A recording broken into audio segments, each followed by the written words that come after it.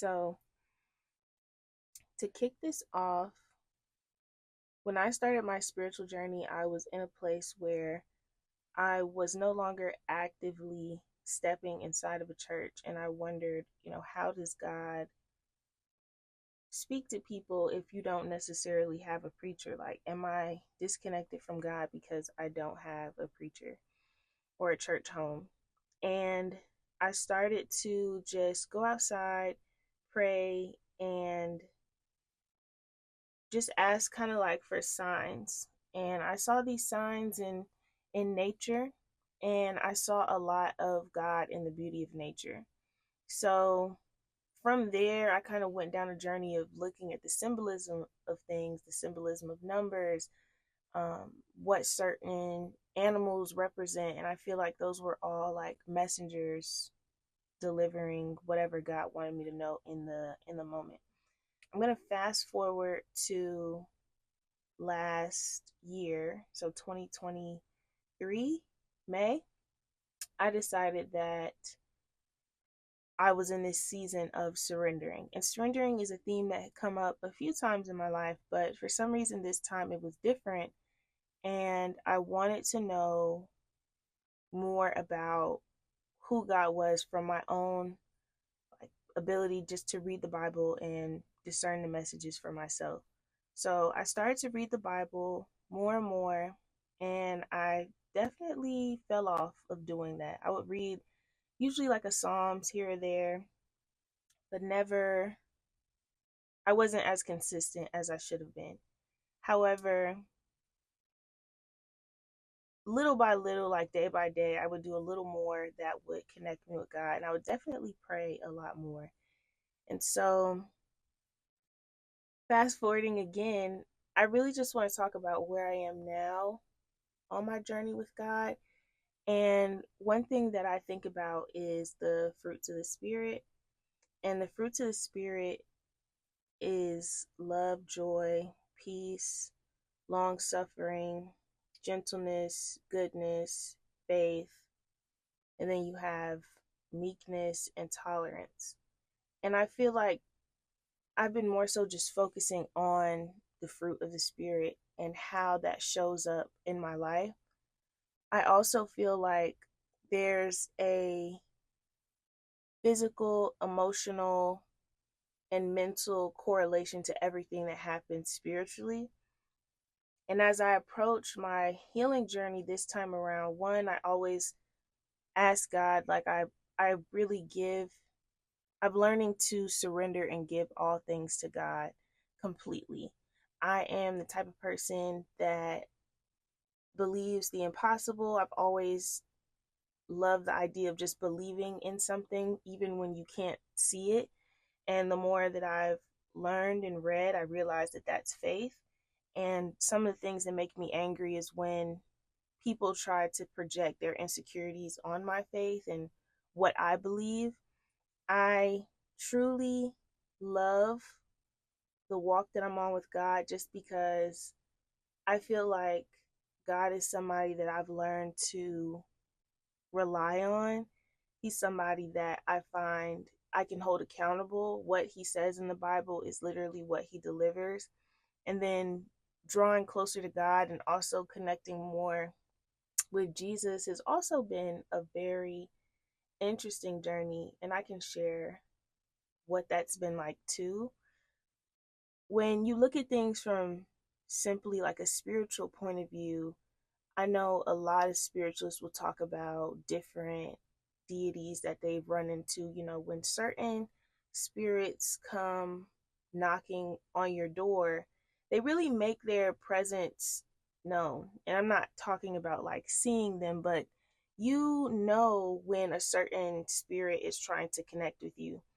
And I've always known because the signs and symbols associated with them always appear with whatever spirit is trying to get in contact with you. And with God, it was the same thing.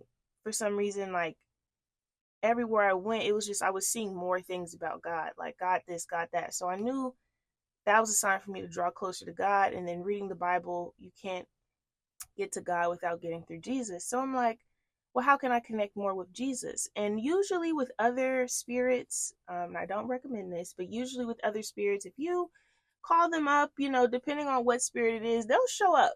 But with Jesus, I felt like I've been reading, his word. I got through Matthew, Mark, and Luke, and I focused on what he was saying, but I never like saw Jesus the other experiences that I've had when other spirits have popped up. So with Jesus, I realized that Jesus is in my heart. And as I've grown with the fruit of the spirits or the fruits of the spirit, and with Jesus, I can feel Jesus inside of me. Like Jesus is in your heart. And I think about in spiritual terms, they talk about having like a Christ consciousness. And it's this just, you kind of see the world the way Jesus saw the world, with unconditional love. And the journey of practicing unconditional love has been one that has required me to surrender, let go, have tolerance, temperance, all in the same hour sometimes.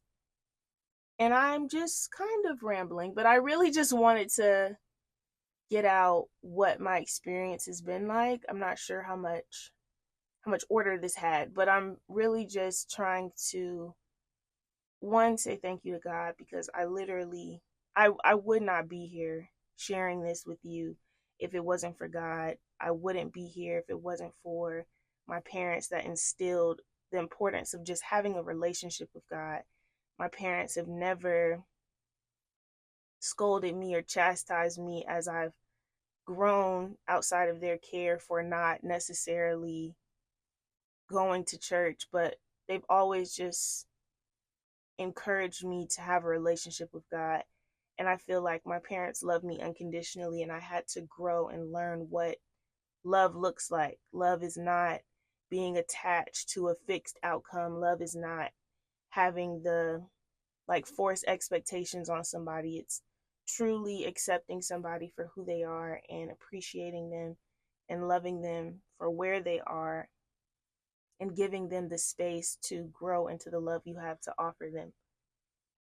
I want to share more about the things I've uncovered on my spiritual journey. It's been so much, and I feel like from both sides of the spectrum, from before I felt like I was genuinely walking with God, which is where I am now, and my spiritual journey now, walking with God, to before, when God is always there, but I wasn't necessarily calling on Him. When I was having dark days, I wasn't leaning on God. I wasn't drawing closer to God. I just felt like, why is this happening to me? And I was just like acting out on like basic emotional feelings.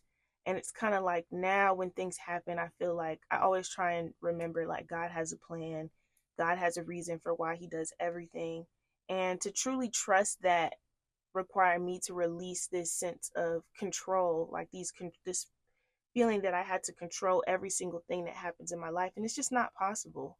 It's too much that goes on in life that is out of my control, and so many things that happen outside in the world I have no literal impact on. I can only do so much. Even if I was to advocate and do all these things, at the end of the day, decisions are going to be made, and I'm not going to be in the room to make them every single time. The only person and thing that I have complete control over is myself, my mind, my emotions, my body.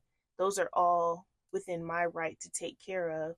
And God really opened my eyes to see how I've been doing that. And I just give thanks to Him, because a lot of the nudges and impulses and intuitive insights that I had to do certain things that led me on a healthier journey, physically, mentally, emotionally, I know that came from God.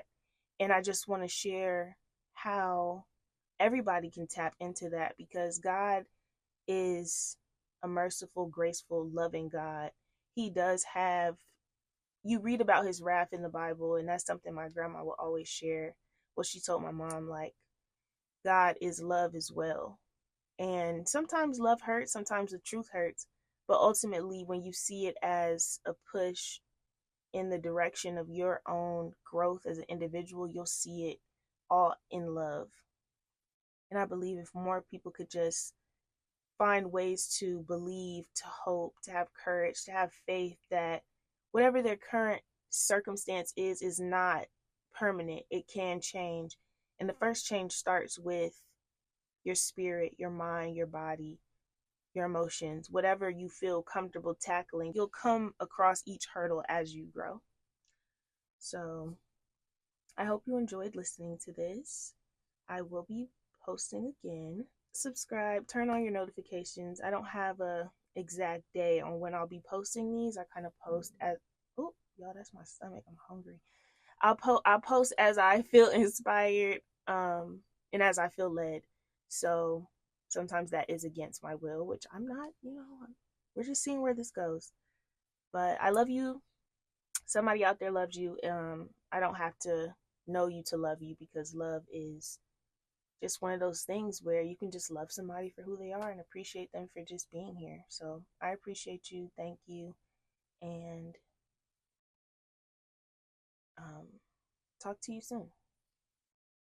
Or talk to you later, as my dad loves to say.